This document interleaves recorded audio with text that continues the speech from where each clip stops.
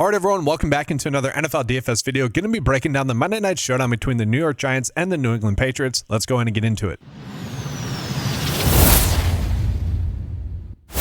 So the nice part about this slate is that all the players are going to be healthy in this game that we would typically want to be targeting. So Jackson Dart's going to be back, for example, for the Giants there, and then also for the Patriots, they're just pretty much good to go. Keyshawn Boutte, who is banged up a little bit a couple weeks ago, he's going to be good to go as well. So that should lead to a little bit more predictability for us. But with that, it's not actually going to lead to many values that we are getting on this slate, although we are getting one, which I'll get into here in just a second. But I do want to talk about the game total that we are getting in this game, 46.5 total points, so a pretty high total. But the spread here is kind of crazy. So it's a 7.1 spread with the Giants likely to lose this game. And so with that, that doesn't lead me to question, like, what do we do running back wise with the Patriots? Travion Henderson, guys, ended up getting 64% of the snaps last week, and then Rhamondre Stevenson ended up getting 31%. We do see that Stevenson is projected basically half the points that Henderson is going to get, and so with that, we are seeing Henderson be pretty extreme chalk, which he should be given this matchup here against the Giants. And I do feel like we should be going out of our way to target Henderson. My biggest question is, do we toy around with the idea of putting him in the captain spot? We do know that he really was able to go off in 2 games without Rhamondre Stevenson. Stevenson is going to be back, but if we're going to see that big workload split, I really don't mind this. And it is worth calling out, guys. Last week, we did see Stevenson and Terrell Jennings get stuffed at the goal line.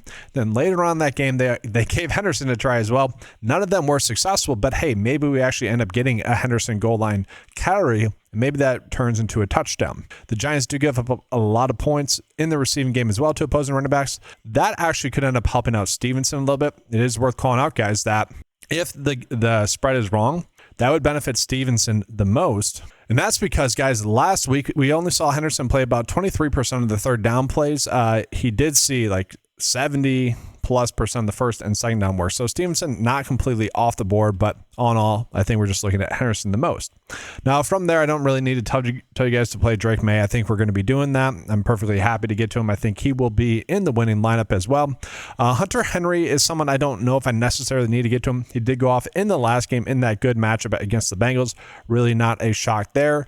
But then the tough part about this slate is going to be the receivers. So I was really curious to see what the snaps would be like for Diggs when Keyshawn Boutte ended up returning last week. And they went back to normal. And so for Diggs, that meant he basically played 50% of the snaps. And so if that's going to be the norm again, I would say he is a little bit too priced up. We're not likely to get one of his ceiling games, although it does end up being a good matchup. I'm not saying that's out of like the realm of possibilities. I'm just saying he should probably be priced, I would say, a little bit cheaper, probably closer to $8,000. He still would be a priority play, but now he becomes a little bit too priced up. Worth calling out, guys, Keyshawn Boutte and also Matt Collins both played a significant amount of snaps, both about 80% of the snaps. We actually saw Matt Collins have the best game really out of the receivers, I would say. And now that's, 4 out of 5 games in which he's been a pretty good contributor for this offense, relatively speaking, I should say. And given the matchup with the Giants, I really don't mind the idea of getting to him. I do think we want to begin to at least one of those 3, Diggs, Boutte, or Matt Collins. We could get to Henry. I don't mind that. Now, in regards to value, guys, we really aren't getting it for the Patriots. Like Austin Hooper is someone you could toy around with a little bit, but he is getting definitely outsnapped between like him and Hunter Henry. We did see Hooper, though, play 55% of the snaps, which is encouraging there. So not a terrible value. Now, for the Giants, kind of an interesting spot here as well for them. Tyrone Tracy Jr. ended up getting a lot of work last week, which was a little bit surprising. Okay, so in week 11, we saw Tyrone Tracy get basically a 50-50 split between him and Devin Singletary. And then last week, guys, 71% of the snaps. He is someone that, if you look at the weakness in this Patriots defense via the running back position, it is passes out of the backfield. Okay, so they actually give up a lot of receptions to opposing running backs, about 5.4. They also give up 34 receiving yards to opposing running backs as well. That would be the sole reason why we'd be playing Tracy or even Devin Singletary.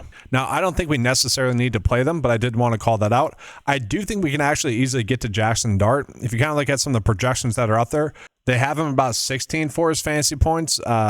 and that's like Prize Picks and Underdog if you guys play on those sites. My projections have him closer to about 18.4, which if he gets that, obviously is going to end up being a little bit too cheap. He does project to be a better value than Drake May, considering the price difference there. Now, who do we want to target for the pass catchers for Dart? Well, actually, I do like the price tag that we are getting here for Theo Johnson, 5.8. He also is someone that ends up getting a pretty good matchup. He's playing about 70% of the snaps, if not more than that. We'll gain an even higher route share there as well. We see the targets have been pretty solid for him, 5, 4, 8, 6. Like, he is gaining a pretty heavy target share. This is a matchup that is also a pretty good matchup there against the Patriots. This is how we should be attacking them. They give the 5th most receptions, 7th most total points to opposing tight ends. I do like Theo Johnson here. Now, where we are going to get that one value that I teased you guys earlier with is actually Isaiah Hodgins, 3.6. This definitely ends up being a little bit too cheap. Now, he is someone that in week 11 benefited with Darius Slayton being out.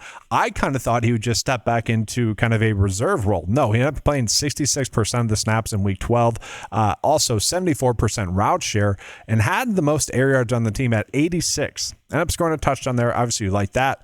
But as price tag, if that role is still the same, he ends up being too cheap. And so if we're trying to close out this lineup, I wouldn't mind getting to Slayton here, but you guys kind of see what we're doing here. Not terrible. I don't mind that.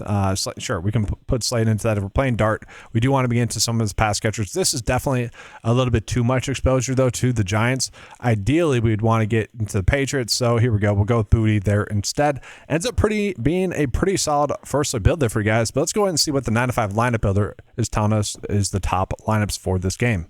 All right, guys, so nothing really special here with the lineups that we're putting out. So we're just going to stack a QB stack with the pass catcher, and that's basically it. And the top lineup that it's spitting out to us, Drake May, Dart, Henderson, Theo Johnson, kicker, and then Isaiah Hodgins. I think that actually ends up being a pretty good build. That's going to be an extremely chalky build, but I think we're okay with that. The extreme chalk build would be both kickers, Stevenson, Henderson, Dart, May. I don't necessarily like that, but could get to that if you guys wanted to.